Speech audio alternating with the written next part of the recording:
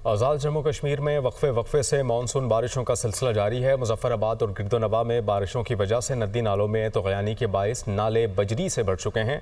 मज़ीद तफसील बता रहे हैं नुमाइंदा दुनिया न्यूज़ मोहम्मद इकबाल।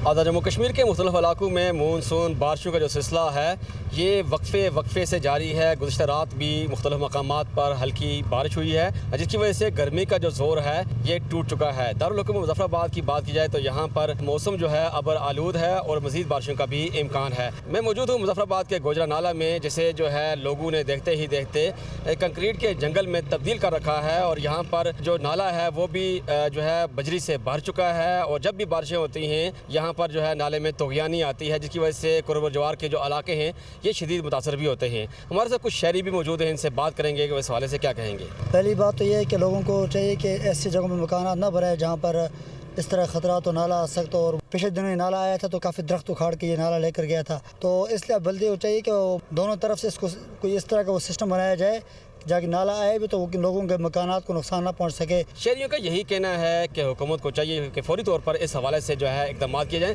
ताकि लोगों को ज़्यादा से ज़्यादा नुकसान से जो है बचाया जा सके।